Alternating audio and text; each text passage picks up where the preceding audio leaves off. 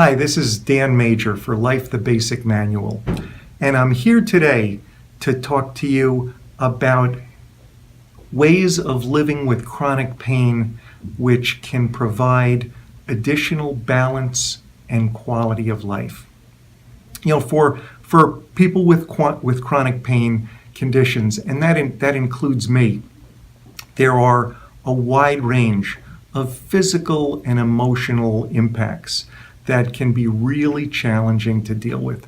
Obviously, there's the pain itself. Chronic pain conditions are analogous to a smoke detector that gets stuck in the on position and continues to sound the alarm in a way that becomes not just disturbing and distressing, but ultimately exhausting and wearying.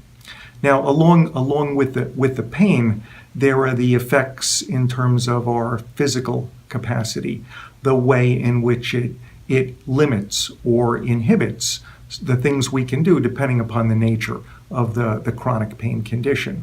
And then there are the emotional effects, the upset, the anger, the sadness, the depression, the anxiety, fear, and stress, along with the guilt and shame that a chronic pain condition that inhibits what we can do in terms of our life activities in ways that feel diminishing as a person, as a human being.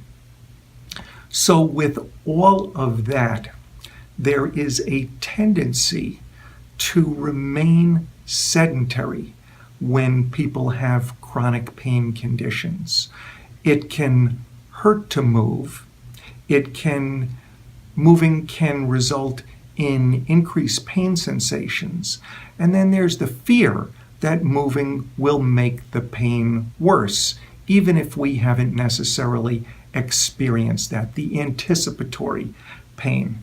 And yet, being stationary, remaining in one place and avoiding movement is a vicious circle. As we know, inertia is a very powerful force. The more sedentary we remain, the easier, more comfortable it is to remain sedentary. The harder it becomes to move, in part because we become used to being stationary, we become used to not moving and avoiding movement, but also the less we move, the stiffer our joints become, the tighter our muscles become, and so literally it's less comfortable to move the longer we've been stationary, the longer we've been avoiding it. And yet, often among the most valuable and therapeutic things we can do when we have chronic pain is to push ourselves to move. Now, one of the reasons this is so important is because moving makes further movement easier and more comfortable, and that's because motion is the body's internal lubricant. Motion is effectively lotion physically. And one of the most important forms of physical movement for people with chronic pain conditions, and especially as we age, begins with stretching. As we age and when we're sedentary in connection with the discomfort, with the pain of chronic conditions, our muscles tend to become tighter and our connective tissue tends to tighten and become shorter. Joints tend to become more rigid and stiffer. So stretching becomes an essential and fundamental form of stretching our muscles and our connective tissue, helping to lengthen them and loosening up the joints in our body. And when we do this, especially loosening the joints in our body, there is literally a fluid that gets released called synovial fluid that's contained in especially the large joints in the body, the wrists, the elbows, the shoulders, the ankles, the knees, and the lower back and hips. And when we stretch those areas, it facilitates a release of this thick, viscous fluid that helps to provide further lubrication, literal lubrication for the joints in our body. It's kind of like when a sponge that has water in it gets squeezed and the water comes out. That's what happens when we stretch these particular joints in the body. And in the process, when we stretch both joints and muscles and connective tissue, it facilitates blood circulation to all of the different parts of our body and brings precious nutrients to those areas, including the areas where we experience chronic pain. Now, the focus of today's presentation is on finding the sweet spot between pushing ourselves to move outside of our zone of comfort, even and perhaps especially when we don't feel like it, because staying put, staying stationary, sitting, laying down, whatever it is, just feels more comfortable. So pushing ourselves outside of our particular zones of comfort, but not so far that we risk worsening our chronic pain or perhaps risk additional injury. So that sweet spot that's located between pushing ourselves outside of our comfort zone, but not pushing ourselves so far that we make circumstances significantly worse or add to them in terms of injury. And this is a process that I have progressively developed and fine-tuned during the nearly 10 years since I was diagnosed with my own chronic pain condition, 2 herniated discs in my lower back.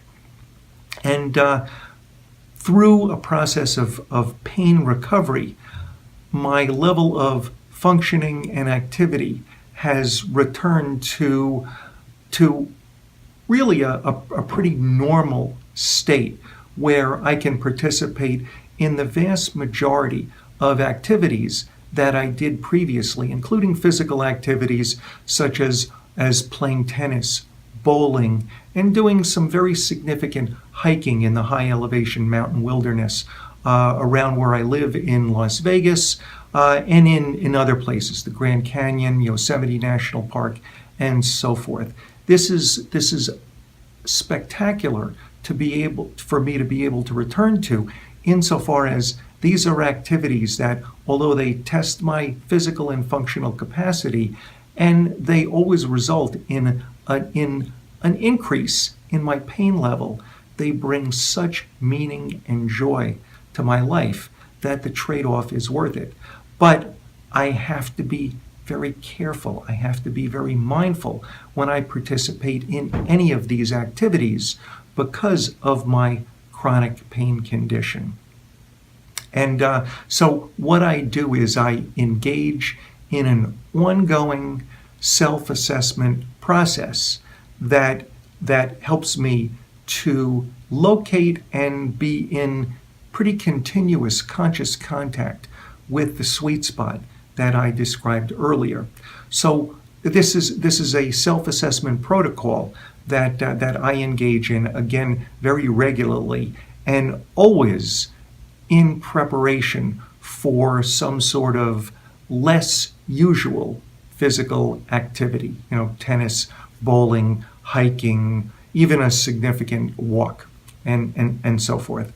So what I do is I tune in to my physical status. What is my body telling me at this moment in time? What signals is it transmitting, with particular attention to my chronic pain condition? If I'm experiencing discomfort or pain, what's the nature of it? Is it normal pain?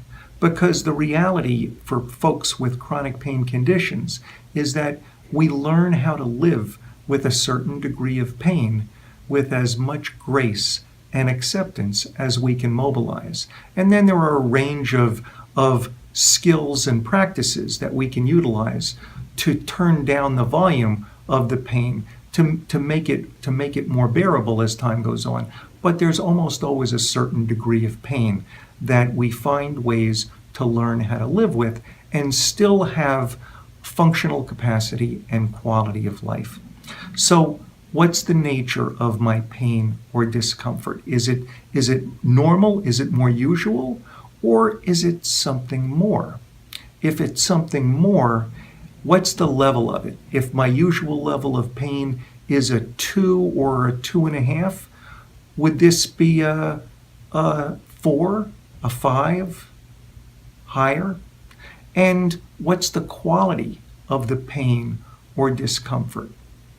Is it something that is likely to be fleeting, or something that perhaps I need to tune into further and pay really conscious, careful attention to? Is it something that seems like it could be a potential problem if I pursue my particular planned activities? Or is it something that realistically, based on my extensive experience with my chronic pain condition and with this process, is this something that I can realistically walk through, perhaps literally walk through? Or is it something that is giving me a more clear signal that I need to back off, I need to back down, if you will, and consider modifying or perhaps completely changing my scheduled activity? Now, the vast majority of the time when I go through this process, I'm able to continue with my scheduled activity, that there may be some pain or discomfort, but it's not really a big deal. However, depending upon the signals that my body tells me, I may have to scale back the planned activity, not walk or hike as far as I had planned, perhaps not doing a steep hike, but rather looking at one that's more level. Instead of bowling 3 games, perhaps I have to accept my more limited physical capacity and scale it back to 2 games or even 1 game.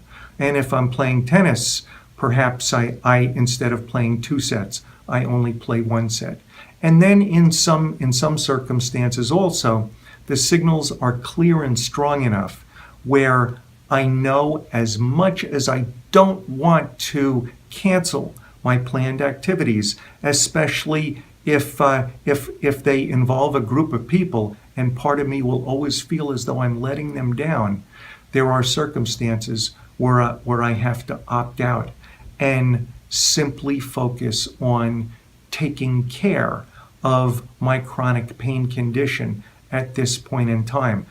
Perhaps spending quality time with an ice pack and or a heating pad, or just giving myself a break and resting. And that's still very difficult for me to do. I experience frustration. I experience feelings of inadequacy, of not being good enough, of being less than. But one of the things I've learned through this process over the course of the better part of a decade is that this is simply the reality of circumstance, and the extent to which I resist it, the extent to which I fight against it or try to deny it, is the extent to which I create additional and unnecessary suffering for myself and those around me. And that suffering will always only increase whatever physical discomfort and pain I experience. So I've learned and become increasingly skilled at practicing being compassionate and forgiving and kind to myself when I'm not able to follow through on planned activities because my physical status simply isn't up for it. However, again, the vast majority of the time, by going through this very attuned and mindful process of self-assessment that helps me to locate that sweet spot between pushing myself outside of my comfort zone and pushing myself too far. I've developed this new normal where I have, again, a much greater functional capacity and a higher quality of life than I ever would have thought possible previously. I invite you to pay attention to the learning here and to practice it in whatever way works for you.